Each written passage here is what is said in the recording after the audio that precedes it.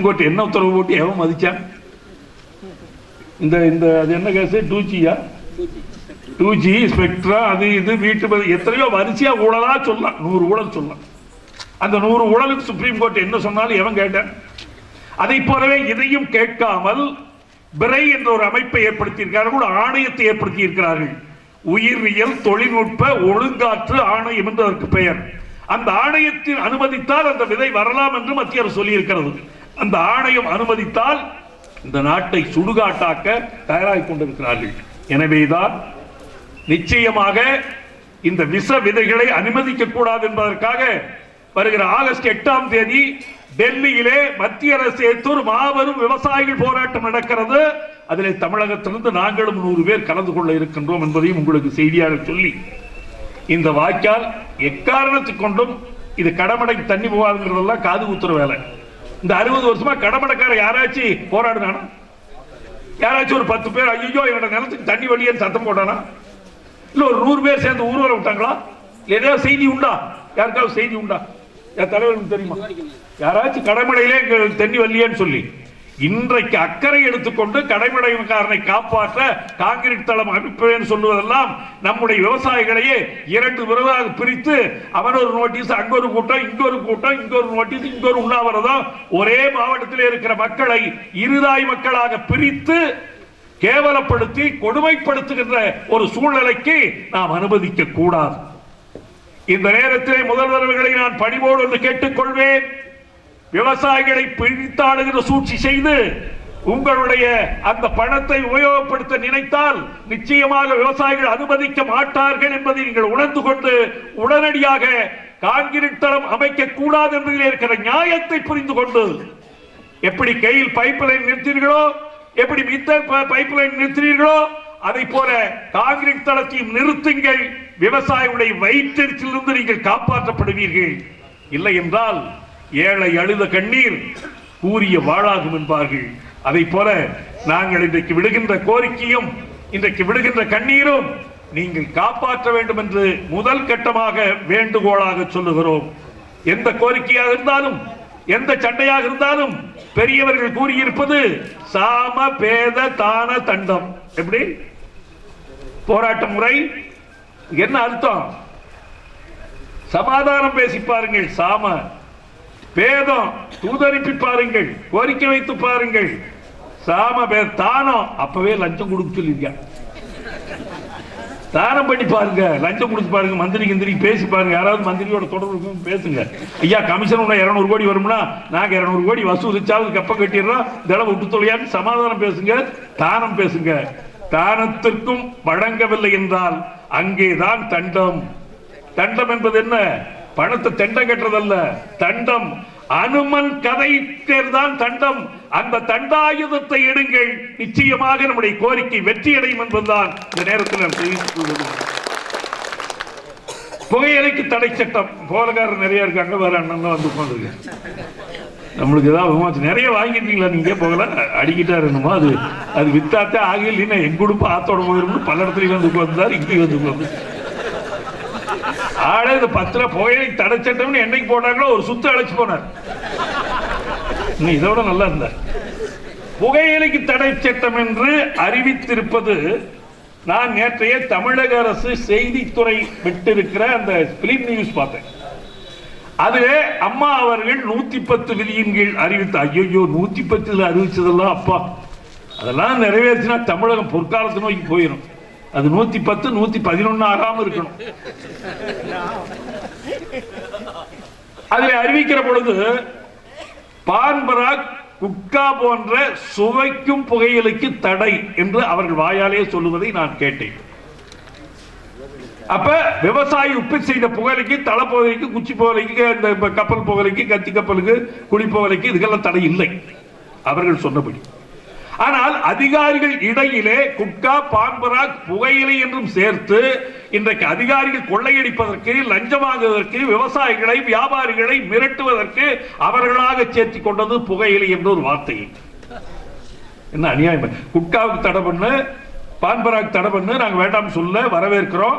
ஆனால் விவசாயிகள் உற்பத்தி செய்து வீட்டிலே வைத்திருக்கிற வியாபாரிகள் வாங்கி வீட்டிலே வைத்திருக்கிற தமிழகம் பூராவிலும் கோடிக்கணக்கான மதிப்புள்ள புகையிலைகள் தேங்கி அந்த புகையிலை உற்பத்தி செய்த விவசாயிகள் கடனிலும் கஷ்டத்திலும் கண்ணீர் விட்டுக் கொண்டிருக்கிறார்.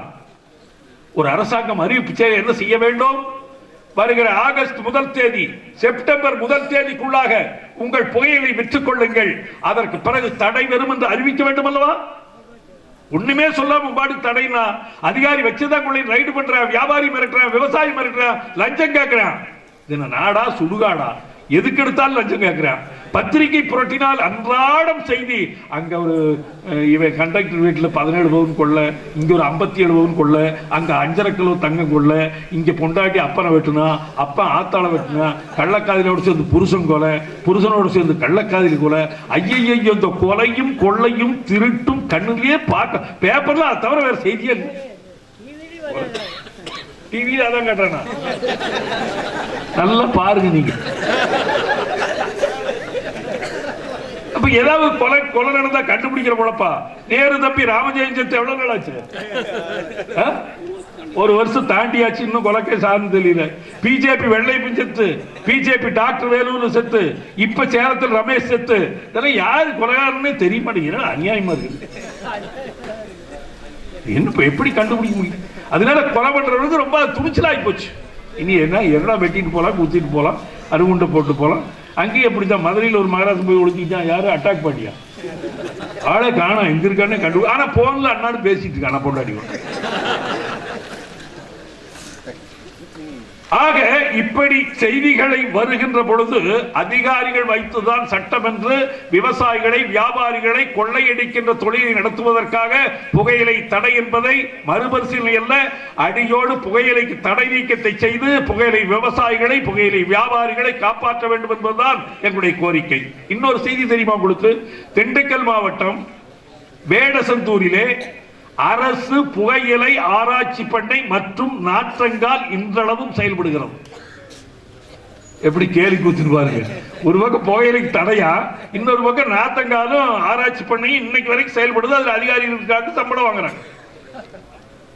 சீரட்டு பீடி சூட்டு விக்குது. புகையிலைக்கு தடைனா அதெல்லாம் புகையில வேற என்ன? இந்த அரசாங்கம் மொத்தத்துல மக்களை கேனப்பயில வச்சிருக்காங்க. மக்களே பிளாஸ்டிக் உபயோகிக்காதீர்கள். யாரு? ஜனாதிபதி பிரணாப் முகர்ஜி வேண்டுகோள் பேப்பர்ல வருது. மக்களே பிளாஸ்டிக் உபயோகிக்காதீர்கள். பிரதமர் மன்மோகன் சிங் வேண்டுகோள்.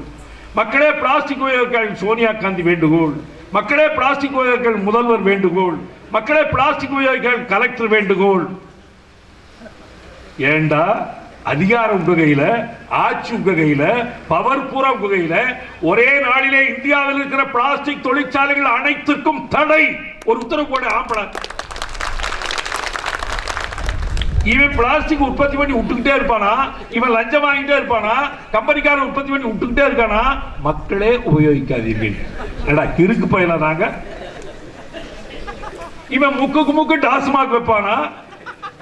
முக்கு முக்கு குவார்டர், சின்ன குவார்டர், மினி குவார்டர், பெரிய குவார்டர், ஆப்பு புல்லு எல்லாம் விற்பானா? விதவிதமா கலர் கலரா அட்டைப்பட்டி போட்டு விற்பானா? மக்களே குடி குடி கெடுக்கும், குடிக்காதே. நீ விட்டு தொலைக்காம இருந்தீங்கன்னா தீர்ந்து போச்சு. ஏன் விடுவேன் அப்புறம் குடிக்காதுன்னு சொல்லுவேன். கட்டி வைய அப்புறம் புள்ள பக்கான்னு சொன்னா சும்மா விளையாட்டாது. அப்புறம் சீரட்டு குடிக்காதே, உடலுக்கு கேடு. சீரட்டு பொட்டி பொட்டியா ரகரகமா கலர் கலரா அடிக்க, பையன் பார்த்தா பொட்டி வாங்கி மரல் போய் நின்று அடிச்சு தான் போவேன். இது அரசாங்கம் செய்கிற தவறுகள். அரசாங்கத்திற்கு தன்னுடைய அதிகாரத்தை, தன்னுடைய பவரை, தன்னுடைய பலத்தை உபயோகப்படுத்தி எந்தெல்லாம் தீமையோ அதையெல்லாம் தடை செய்வதை விட்டுவிட்டு மக்கள் முன்னாலே விட்டுவிட்டு மக்களை பயன்படுத்தார்கள் என்பது கேலி கூத்தாக இல்லையா? எனவே புகையிலைக்கு விதிக்கப்பட்டிருக்கிற தடையை உடனடியாக அரசாங்கம் நீக்க வேண்டும். இதற்கான முயற்சியினை நாங்கள் மேற்கொண்டு அமைச்சர்களை பார்த்து அவரும் உடனடியாக முதல்வரின் கவனத்துக்கு சொந்து செல்வதாக கூறியிருக்கிறார்கள். அதற்கு ஒரு விமோச்சனம் வரும் என்று நம்புகிறோம். வராட்டி இதோட சேர்த்து அதுக்கும் சேர்த்து அப்படியே போராட்டத்தை கொஞ்சம் இந்த வாய்க்காக்கரக்காரர், காங்கிரீட்காரெல்லாம் போலக்காரரையும் கொஞ்சம் சேர்த்து அரவணைச்சுங்க. அவையில் நம்மளோட இணைஞ்சு வர்றீங்களா? வருவீங்க. போகல தடை நீக்கியாச்சுன்னா புளிச்சுன்னு துப்பிட்டு போயிருவீங்க. சரி, எப்படியோ கோரிக்கை நிறைவேற்ற. சரி, நாங்க ஒண்ணு அப்படி பார்த்தா 40 வருஷமா எங்கேயோ போயிருக்கலாம், எந்தெந்த கட்சிக்கோ போயிருக்கலாம், என்னமோ ஆயிருக்கலாம், எப்படி வேணாலும் போயிருக்கலாம், வந்திருக்கலாம். ஆனாலும் கூட இந்த விவசாயிகள் சிலை வைப்பார்கள், கோரிக்கை நிறைவேறலாம் என்ற நம்பிக்கையோடு அத்தனை போராட்டத்தை நடத்தியதனுடைய விளைவாக 63 பேர் இறந்ததனுடைய விளைவாக நாம் எல்லோரும் ஜாதி கட்சிகளை மறந்துவிட்டு ஒன்றுபட்டு போராடினுடைய விளைவாக இன்றைக்கு உலகத்தில் எந்த நாட்டிலும் இல்லாத அளவிற்கு, இந்தியாவில் எந்த மாநிலத்திலும் இல்லாத அளவுக்கு தமிழ்நாட்டில் 25 லட்சம் மோட்டார் இலவசமாக ஓடிக்கொண்டிருக்கிறது என்பதை ஞாபகத்தில் வைத்துக் கொள்ளுங்கள். ஒற்றுமையினுடைய விளை. அதற்கு பிறகு இப்ப கலைஞரிடம் ஓயாமல் வாதாடினுடைய விளைவாக 7000 கோடி ரூபாய் கடன் ரத்து கிடைத்ததை மறந்து விடாதீர்கள். இப்படி நாம் ஒன்றுபட்டால், நாம் ஒன்றுபட்டு கோரிக்கை வைத்தால், கோரிக்கை நிறைவேற ஒன்றுபட்டு போராடினால் நிச்சயமாக விவசாயிகளுடைய, கிராமக்குடைய, ஏழைகளுடைய, தொழிலாளிகளுடைய குறைகள், கோரிக்கைகள் எதுவாக இருந்தாலும் நம்மால் நிறைவேற்ற முடியும். அதற்கு நமக்கு தேவை ஆயுதம் அல்ல, துப்பாக்கி அல்ல, பாலத்தை உடைக்க வேண்டாம், பஸ்ஸை எரிக்க வேண்டாம், பஸ்ஸை கண்ணாடி உடைக்க வேண்டாம். நாம் ஒன்றுபட்டு நின்றாலே 1 கோடி யானை பலம் பெறும். அதன் இந்த ஒற்றுமைக்கு முன்னாலே உலகமே உன் காலடியில் வந்திருக்கும். நீ ஓராண்டு காலம் நீ போராட வேண்டாம். ஒன்றுபட்டு நமக்கு தேவை என்ன, உன்னுடைய குடும்பத்துக்கு தேவை எவ்வளவு, ஒரு வருஷத்துக்கு அரிசி வேணும், எவ்வளவு காய்கறி வேணும், எவ்வளவு பால் வேணும், ஒரு மாட்டை வளர்த்து ஒரு செலவில் கத்திரி செடி தக்காளி செடி நடத்தினோம், வருஷத்துக்கு பூரா தக்காளி குழம்பா வச்சு சாப்பிட்டு இருக்கலாம், கத்திரிக்காய் பொரியலா பண்ணிட்டு இருக்கலாம். 2 பீக்கும் செடி, ஒரு அவரை செடி இருந்தா வருஷம் பூரா பொரியலும் கூட்டுமா பண்ணி சாப்பிடலாம். உனக்கு ஒன்றும் தேவையில்லை. ஒரு மாடு கறந்தா அப்பாயாளுக்கு ஊத்தி, கிழவனுக்கு ஊத்தி, மாமியாளுக்கு ஊத்தி, மாமனாருக்கு ஊத்தலாம். மாமனாருக்கு தயிர் ஊத்திடுவாங்களா மும்பளை உசுரோட? கிழடம் தகுத்துக்கு தயிர் இல்லைங்க, முடியலையா? ஆக நம்முடைய குடும்பத்திற்கு தேவையை மட்டும் நாங்கள் பயன்படுத்துவோம். இந்த நாட்டுக்காக 1 லிட்டர் பாலோ, ஒரு சொட்டு காய்கறியோ, 1 கிலோ காய்கறியோ நாங்கள் உற்பத்தி செய்ய மாட்டோம் என்று ஓராண்டுக்கு நீ ஒன்றுபட்டு நின்றால் பிரதமர் மன்மோகன் சிங் மண்டியிட வேண்டும் முன்னாலே. நம்மால ஆளாளுக்கு தெரியாம கொண்டு விளையாடு எல்லாரும் எப்படி தட்டுறது, நாளைக்கு நிறுத்தி போட சொன்னாங்க. பால் போராட்டம் நடத்தினாங்க. அப்போ பாலுக்கு விலை கேட்டு பால் போராட்டம் நடத்தினோம். நாங்க நடந்தே பழனி வரைக்கும் 50 வயலை கூட்டிட்டு போறோம். போய் அப்புறம் நீ கொஞ்ச நேரம் படுத்திருந்தா இதுல தானே பால் வேலாம் வரும், குறுக்காட்டி இங்கேயே கேன பிடிங்க கமுத்தலாம், இல்லைன்னா அவனை விரட்டி முடுக்கலாம், இங்கேயும் படுத்துக்கலாம். நானுக்கு பாறையில் படுத்து கொஞ்ச நேரம் தூங்கிட்டோம். 5 மணிக்கு வேன் வரும்னு சொன்னாங்க. கொஞ்ச நேரம் கழிச்சு எந்திரிச்சு பார்த்தா அரவசி கூடத்து காணும். திருப்பி 5 மணிக்கு பார்த்தா எல்லாரும் இருந்தானுங்க. சரி எல்லாம் புடுங்கடா இவனை விடக்கூடாதுடா புடுங்கடான்னு எல்லாம் பாலை குறுக்காட்டிக்கிட்டு ஓரியாடிட்டு இருந்தானுங்க. எங்கடா போனீங்க, எங்கடா வந்தீங்க? அண்ணா பாலை கறந்து அவனுக்கு ஊத்திட்டு வந்துட்டு இவன் பால் சேதமாகாம, இவனுக்கு காசு போகாம, இவன் பாலை கறந்து வேன்காரனுக்கு ஊத்திட்டு போராட்டத்திலையும் கலந்துட்டு அவனை மடைக்கா பாலை பிடிக்க ஊத்திட்டு காசு அங்க கணக்குல. இப்படி போராட்ட தந்திரம் படைத்தவர்கள் நம்முடைய விவசாயி. ஆக எப்படி இருந்தாலும் இன்றைக்கு கடுமையான வறட்சியிலும் கூட வித்தியாசமான வறட்சி நிவாரணம் வழங்குகின்ற ஒரு ஆட்சி அதிகாரிகள்.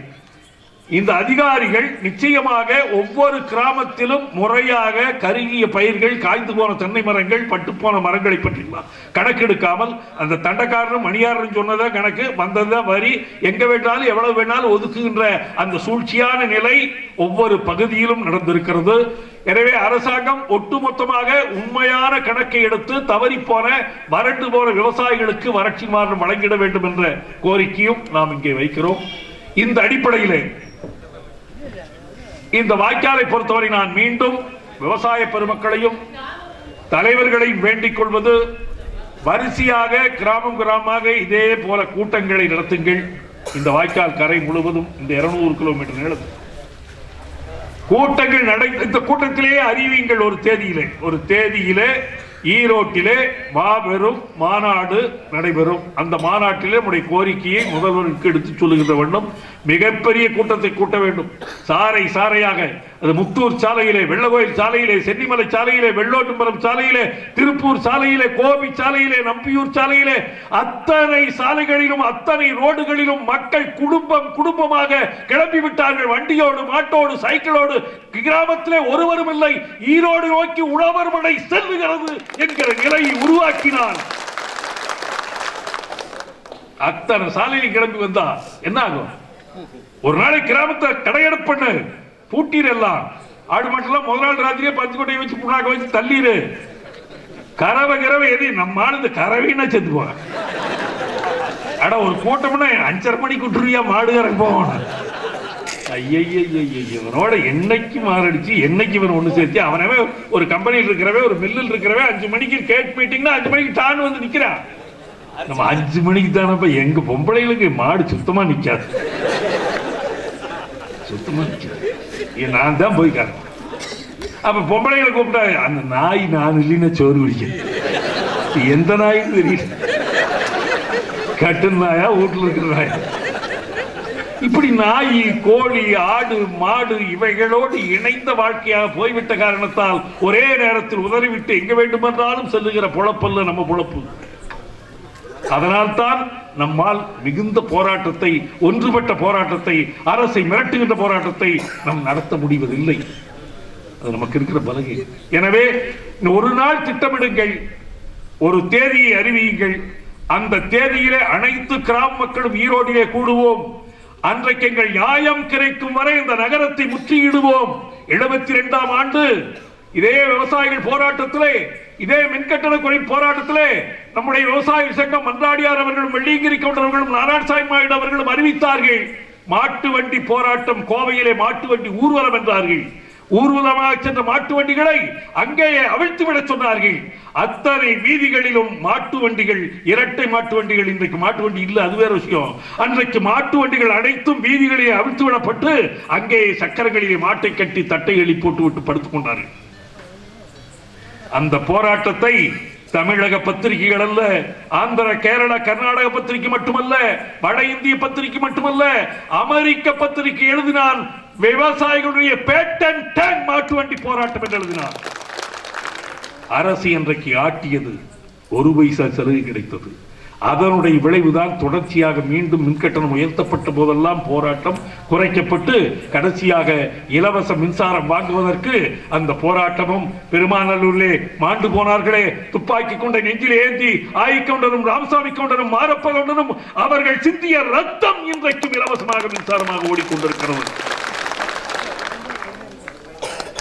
மனிதன் பிறக்கும் போது ஒன்று மட்டும் நிச்சயம், என்ன?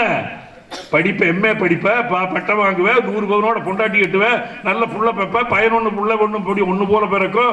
அப்புறம் போய் அது படிக்க வைப்பேன், அது வேலைக்கு போக, அது பட்டம் வாங்க, அப்புறம் அதுக்கு காது குத்துவேன், அப்புறம் கல்யாணம் வைப்பேன், அப்புறம் கட்டிச்சோத்து வருது, அப்புறம் திரட்டி, அப்புறம் காது குத்து, அப்புறம் கடா விட்டு, அப்புறம் கட்டி கொடுப்பேன், அப்புறம் பொறுத்து பார்ப்பேன், அப்புறம் ஜாதகம் பார்ப்பேன், குருவலம் வந்தா மறுபடியும் கல்யாணம் வைப்பேன், அத்தை வயலுக்கு வைப்பேன், அடுத்த பக்கம் வைப்பேன், மூலம் இருந்தா கட்ட மாட்டேன், அது இருந்தா கட்ட மாட்டேன், இது இருந்தா கட்ட மாட்டேன், இந்த ராகும் கேதும் இருந்தா கட்ட மாட்டேன். இப்படியே ஜோசி பார்த்து பிள்ளைகளை 32 வயசுக்கு வச்சு மூளை காட்டில் போட்டு நம்ம. இது என்ன வாழ்க்கை? இதேதான் திருப்பி திருப்பி திருப்பி பாருங்க, நினைச்சு பாருங்க. கேவலமா இல்ல? புள்ள பெக்க வளர்த்த திரட்டி பண்ண, காது குத்த, மறுபடியும் கல்யாணம் முடிச்சு வைக்க, மறுபடியும் அது புள்ள பெக்க, அது காது குத்த, அது திரட்டி பண்ண, அது கடிச்சு வந்து கொடுக்க. இதுக்கா மனித பிறவி? அரிது அரிது மானிடராய் பிறப்பது அரிது. பிறர்க்கரிய இந்த பிறவி பெற்ற நாம் வாழ்வதற்காக, குழந்தை வைப்பதற்காக, வளர்த்ததற்காக, கெடாவிட்டு திங்கிறதுக்காக, கடிச்சோத்துவதற்காக அல்ல. மனிதனாக பிறந்தவன், சாதிக்க பிறந்தவன். என்ன சாதனை? இப்படி விவசாயிகளுக்கு தீங்கு வருகின்ற பொழுது, துன்பம் வருகின்ற பொழுது, நம்முடைய சமுதாயத்திற்கு, நம்முடைய தொழிலுக்கு கஷ்டப்படுகிற பொழுது எழுந்து நின்று ஆண்மை உள்ளவனாய், வீரம் உள்ளவனாய், தன்னலமற்ற இளைஞர்கள் 100 பேர் என் பின்னாலே வாருங்கள், உலகை மாற்றுகிறேன் என்று சொன்ன சுவாமி விவேகானந்தர். 100 பேரின் பின்னாலே வாருங்கள், உலகத்தை மாற்றி காட்டுகிறேன். கோழைகளாய், நாய்களைப் போல், நரிகளைப் போல் வாழ்ந்திருந்தால் இந்த நாடு சுதந்திரம் பெற்றிருக்குமா? வெள்ளையன் தடி கொண்டு அடித்த போதும், அவன் மண்டை பிளந்து ரத்தம் சுத்திய போதும் கையிலே பிடித்த தேசிய கொடி விடாமல் வந்தே மாதரம் என்றாரே திருப்பூர் குமரன். அந்த உணர்வு வரும் பொழுது நிச்சயமாக இந்த சமுதாயம் விழித்தெழும். வீரத்திலே, கௌரவத்திலே, மானத்திலே குறைந்தவன் அல்ல உழவன், அத்தனையிலும் உயர்ந்திருப்பவன். ஆனால் அந்த வீரத்தை எல்லாம் பங்காளியிடம், அண்ணன் தம்பியிடம், மாமன் மச்சானிடம், பெத்த தாய் தகப்பனிடமே காட்டக்கூடிய அந்த வீரத்தை நாளை அரசிடம் காட்டுங்கள், அதிகாரிடம் காட்டுங்கள். வாய்க்கால் காங்கிரீட்டை தடுத்தே தீர்வோம் என்ற வைராக்கியத்தை ஏற்றுக்கொள்ளுங்கள், சபலத்தை எடுத்துக் கொள்ளுங்கள். நிச்சயமாக நம்மால் வெல்ல முடியும். அந்த நம்பிக்கையோடு இந்த தொடர் கூட்டங்கள், களப்பணிகள், மக்களை தயார் செய்கிற, விழித்தெளி செய்கிற இந்த கூட்டங்கள் தொடர்ந்து இந்த 200 கிலோமீட்டர் தூரத்துக்கும் நடக்கட்டும். ஒரு தேதி ஒன்று சேர்ந்து தலைவர்கள் குறிப்பிடுங்கள். அந்த தேதியிலே கிராம ஒட்டுமொத்தமாக கிராம படை, உழவர் படை தலைநகரை நோக்கி திரளட்டும். அன்று இதற்கு முடிவு வரும், வெற்றி வரும், வீரத்தோடு போராடுவோம், வெற்றி பெறுவோம் என்று சொல்லி இந்த அருமையான வாய்ப்பை ஏற்படுத்தி கொடுத்த, இங்கே இதுகாரம் பொறுமையோடு காத்திருந்து கேட்ட உங்கள் அத்துணை பேருக்கும், என்னை பற்றி உங்கள் அத்துணை பேருக்கும் தெரியும் என்று நம்புகிறேன். கேள்விப்பட்டிருப்பீர்கள், நான் இந்த பகுதியிலே பேசாத கூட்டமே இல்லை. கிட்டத்தட்ட தமிழகம் புறாவிலும் மோட்டார் சைக்கிளிலே மட்டும் 7 லட்சம் கிலோமீட்டர் பயணம் செய்திருக்கிறேன். 7 லட்சம் கிலோமீட்டர். நான் சொல்லாத தொண்டி வரை, முசிறி வரை, தென்காசி வரை, கிருஷ்ணகிரி வரை செல்லாத கிராமமே இல்லை. கிட்டத்தட்ட இந்த இயக்கத்திற்கு வந்து 72ஆம் ஆண்டு என்று கருதுகிறேன். 40 ஆண்டுகளுக்கு மேலாக நான் தோட்டம் போட போகல, வியாபாரம் பண்ண போகல, ரியல் எஸ்டேட் பண்ண போகல, புகழ நட போகல, பருத்தி நட போகல, பருத்தி வியாபாரம் பண்ணல, எந்த தொழிலுக்கும் போகவில்லை. சொந்த வேலையை ஒரு மணி நேரம் கூட பார்க்கவும் இல்லை, பார்க்கின்ற தேவையை எனக்கு ஆண்டவன் வைக்கவில்லை. முழுமையாக இந்த உலகிலே உயிர் இருக்கும் வரை, ஆண்டவன் இந்த மண்ணிலே வாழ அனுமதிக்கும் வரை, உழவனுக்காக, உழவு தொழில் காப்பதற்காக, அவருடைய கௌரவத்தை காப்பதற்காக மட்டுமே வாழ்வது என்ற மயராக்கியத்தோடு நான் வாழ்கிறேன். ஏதாவது வருமா, கார் வருமா, பங்களா வருமா, நகை வருமா, நட்டு வருமா, அந்த ஆசையே எண்ணமே இல்லை. ஏப்பா ஒட்டந்தத்தில் கொஞ்சம் இடமாக்கி போட்ட எதுக்குடா பிதைக்கிறதுக்கா, திருப்பூர்ல கொஞ்சம் இடமாக்கி போட்ட எதுக்குடா தேவையா, எதை எடுத்துட்டு போற மனுஷன், ஒரு கிளாஸ் அரிசி இருந்தா போதும். எனவே மனிதன் பிறக்கும் பொழுது சொத்து, சொகம், மனைவி, மக்கள், காரு, பங்களா, பட்டு, பவன் எது நிச்சயம் இல்லை. ஆனால் ஒன்று மட்டும் நிச்சயம், மரணம். அது உறுதி என்று தெரிந்த பின்னாலும் வாழுகின்ற காலத்திலே நாம் வாழ்ந்த மிச்சம். இவன் வாழ்ந்தான், இந்த போராட்டத்தில் கலந்து கொண்டான், இந்த சமுதாயத்துக்காக பாடுபட்டான், 1 மணி நேரம் 1 ரூபாய் நிச்சயமாக அவன் உதவி செய்தான். எப்படி தெய்வத்திற்கு கும்பாபிஷேகம் செய்கிறீர்களோ, எப்படி காவடி எடுத்து காப்பாற்றுவான் என்று ஆண்டவரை நம்புகிறீர்களோ, அதை போல நிச்சயமாக நாம் ஒன்றுபட்டால் நம்மை காப்பாற்ற முடியும், இந்த வாய்க்காலை காப்பாற்ற முடியும். வணக்கம், நன்றி. அதில் அறிவிக்கிற பொழுது பான்பராக், குட்கா போன்ற சுவைக்கும் புகையிலைக்கு தடை என்று அவர்கள் வாயாலே சொல்லுவதை நான் கேட்டேன். அப்ப விவசாயி உற்பத்தி செய்த புகையிலைக்கு, தலை புகையிலைக்கு, குச்சி புகையிலைக்கு, இந்த கப்பல் புகையிலைக்கு, கத்தி கப்பலுக்கு, குழி புகையிலைக்கு இதுக்கெல்லாம் தடை இல்லை அவர்கள் சொன்னபடி. ஆனால் அதிகாரிகள் இடையிலே குட்கா, பான்பராக், புகையிலை என்றும் சேர்த்து இன்றைக்கு அதிகாரிகள் கொள்ளையடிப்பதற்கு, லஞ்சம் வாங்குவதற்கு, விவசாயிகளை, வியாபாரிகளை மிரட்டுவதற்கு அவர்களாக சேர்த்து கொண்டது புகையிலை என்ற ஒரு வார்த்தை. என்ன அநியாயம்! குட்காவுக்கு தடை பண்ணு, பான்பராக் தடை பண்ணு, நாங்கள் வேண்டாம் சொல்ல வரவேற்கிறோம். ஆனால் விவசாயிகள் உற்பத்தி செய்து வீட்டிலே வைத்திருக்கிற, வியாபாரிகள் வாங்கி வீட்டிலே வைத்திருக்கிற தமிழகம் பூராவிலும் கோடிக்கணக்கான மதிப்புள்ள புகையிலைகள் தேங்கி அந்த புகையிலை உற்பத்தி செய்த விவசாயிகள் கடனிலும் கஷ்டத்திலும் கண்ணீர் விட்டுக் கொண்டிருக்கிறார். ஒரு அரசாங்கம் அறிவிப்பு என்ன செய்ய வேண்டும்? வருகிற ஆகஸ்ட் 1 தேதி, செப்டம்பர் 1 தேதிக்குள்ளாக உங்கள் புகையிலை விற்றுக் கொள்ளுங்கள், அதற்கு பிறகு தடை வரும் என்று அறிவிக்க வேண்டும் அல்லவா? ஒண்ணுமே சொல்லாம பாடு தடைனா அதிகாரி வச்சுதான் கொள்ளை ரைடு பண்றான், வியாபாரி மிரட்டுறான், விவசாயி மிரட்டுறான், லஞ்சம் கேட்கிறான். இது நாடா சுடுகாடா? எதுக்கு எடுத்தாலும் லஞ்சம் கேட்கிறான். பத்திரிகை புரட்டினால் அன்றாடம் செய்தி, அங்க ஒரு இவன் கண்டக்டர் வீட்டில் 17 பவுன் கொள்ள, இங்க ஒரு 57 பவுன் கொள்ள, அங்க 5.5 கிலோ தங்கம் கொள்ள, இங்க பொண்டாட்டி அப்பனை வெட்டுனா, அப்பன் ஆத்தாள வெட்டுனா, கள்ளக்காதலோடு சேர்ந்து புருஷன் கொலை, புருஷனோடு சேர்ந்து கள்ளக்காதலி கொலை. ஐயையோ, இந்த கொலையும் கொள்ளையும் திருட்டும் கண்ணுலயே பார்க்க, பேப்பர்ல அதை தவிர வேற செய்தியே இல்லை. டிவியில அதான் கேட்டானா? நல்லா பாருங்க நீங்க. அப்ப ஏதாவது கொலை நடந்தா கண்டுபிடிக்கிற போலப்பா. நேரு தம்பி ராமஜெயம் செத்து எவ்வளவு நாள் ஆச்சு? 1 வருஷம் தாண்டியாச்சு, இன்னும் கொலைக்கே சார்ந்து தெரியல. பிஜேபி வெள்ளை செத்து, பிஜேபி டாக்டர் வேலூர் செத்து, இப்ப சேலத்தில் ரமேஷ் செத்து. இதெல்லாம் யாரு கொலைகாரன்னே தெரிய மாட்டேங்கிற, அநியாயமா இருக்கு. என்ன எப்படி கண்டுபிடிக்க முடியும்? அதனால கொலை பண்றவங்களுக்கு ரொம்ப துணிச்சலாகி போச்சு. இனி என்ன வெட்டிட்டு போலாம், குத்திட்டு போலாம், அருகுண்டை போட்டு போலாம். அங்கேயும் அப்படித்தான். மதுரையில் ஒரு மகாராஜ் போய் ஒழிச்சிட்டான். யாரு? அட்டாக் பண்ணியா? ஆளே காணா, எங்க இருக்கானே கண்டு. ஆனா போன்ல அண்ணாடு பேசிட்டு இருக்கான பொண்டாடி. ஆக இப்படி செய்திகளை வருகின்ற பொழுது அதிகாரிகள் வைத்துதான் சட்டம் என்று விவசாயிகளை வியாபாரிகளை கொள்ளையடிக்கின்ற தொழிலை நடத்துவதற்காக புகையிலை தடை என்பதை மறுபரிசீலனை அல்ல, அடியோடு புகையிலைக்கு தடை நீக்கத்தை செய்து புகையிலை விவசாயிகளை புகையிலை வியாபாரிகளை காப்பாற்ற வேண்டும் என்பதுதான் எங்களுடைய கோரிக்கை. இன்னொரு செய்தி தெரியுமா உங்களுக்கு? திண்டுக்கல் மாவட்டம் வேடசந்தூரிலே அரசு புகையிலை ஆராய்ச்சி பண்ணை மற்றும் நாற்றங்கால் இன்றளவும் செயல்படுகிறது. எப்படி கேலி கூத்துன்னு பாருங்க. ஒரு பக்கம் புகையிலைக்கு தடையா, இன்னொரு பக்கம் நாற்றங்காலும் ஆராய்ச்சி பண்ணை இன்னைக்கு வரைக்கும் செயல்படுது. அதுல அதிகாரிகளுக்காக சம்பளம் வாங்குறாங்க. சீரட்டு பீடி சுட்டு விக்குது. புகையிலைக்கு தடைனா அதெல்லாம் புகையில வேற என்ன? இந்த அரசாங்கம் மொத்தத்துல மக்களை கேனப்பயில வச்சிருக்காங்க. மக்களே பிளாஸ்டிக் உபயோகிக்காதீர்கள். யாரு? ஜனாதிபதி பிரணாப் முகர்ஜி வேண்டுகோள் பேப்பர்ல வருது. மக்களே பிளாஸ்டிக் உபயோகிக்காதீர்கள். பிரதமர் மன்மோகன் சிங் வேண்டுகோள். மக்களே பிளாஸ்டிக் உபயோகிக்காதீர்கள். சோனியா காந்தி வேண்டுகோள். மக்களே பிளாஸ்டிக் உபயோகிக்காதீர்கள். முதல்வர் வேண்டுகோள். மக்களே பிளாஸ்டிக் உபயோகிக்காதீர்கள். கலெக்டர் வேண்டுகோள்.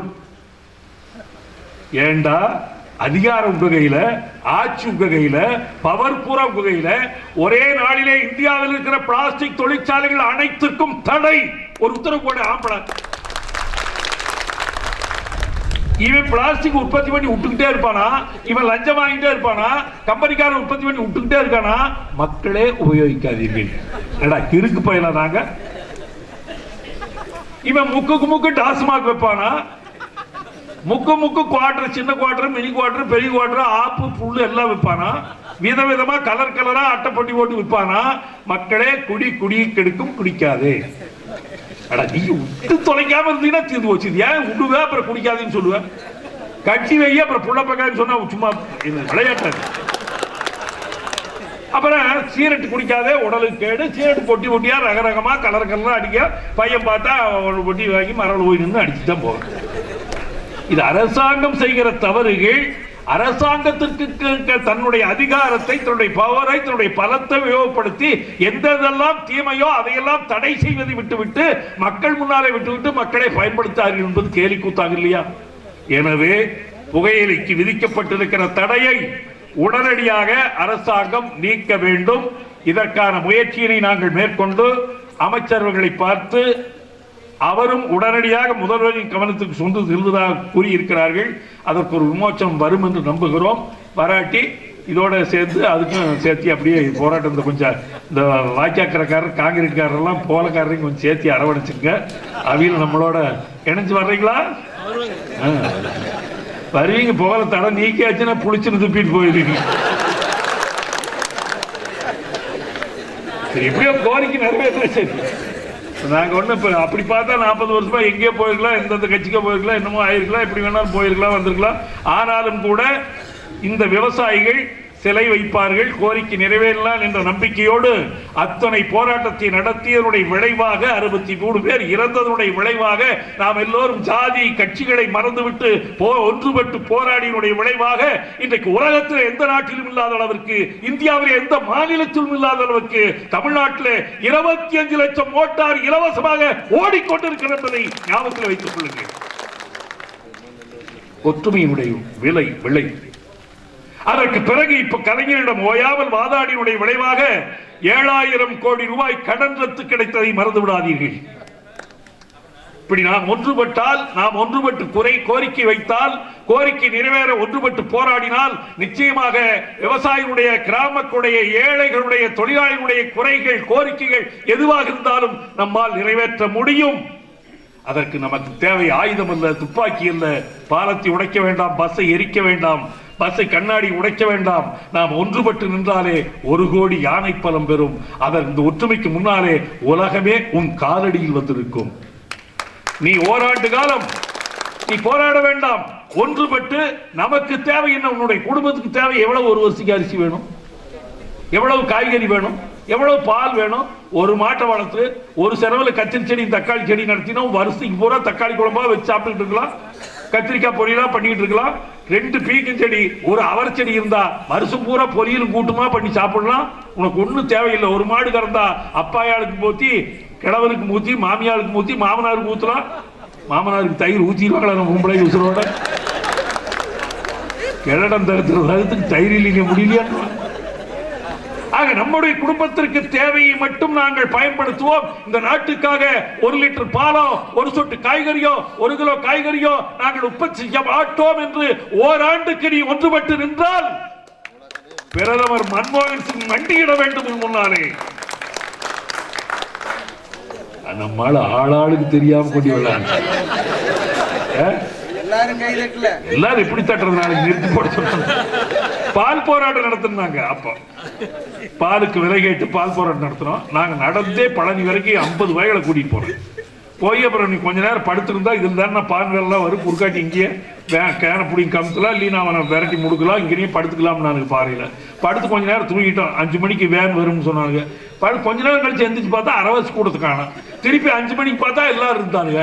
சரி எல்லாம் புடுங்கடா இவனை விடக்கூடாதுடா புடுங்கடான்னு எல்லாம் பாலை குறுக்காட்டிக்கிட்டு ஓரியாடிட்டு இருந்தானுங்க.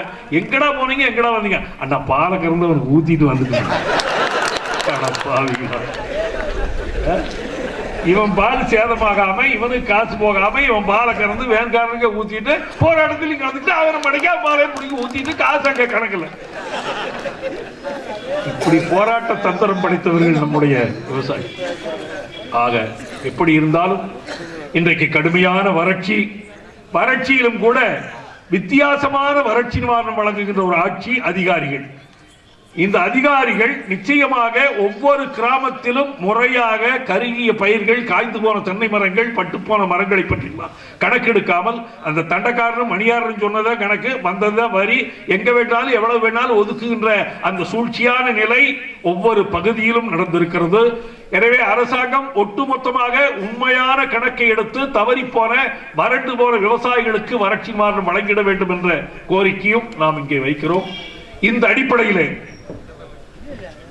இந்த வாய்க்காலை பொறுத்தவரை நான் மீண்டும் விவசாய பெருமக்களையும் தலைவர்களையும் வேண்டிக் கொள்வது, வரிசையாக கிராமமாக இதே போல கூட்டங்களை நடத்துங்கள். இந்த வாய்க்கால் கரை முழுவதும் இந்த 200 கிலோமீட்டர் நீளம் கூட்டங்கள் இந்த கூட்டத்திலேயே அறிவியுங்கள். ஒரு தேதியிலே ஈரோட்டிலே மாபெரும் மாநாடு நடைபெறும். அந்த மாநாட்டிலே நம்முடைய கோரிக்கை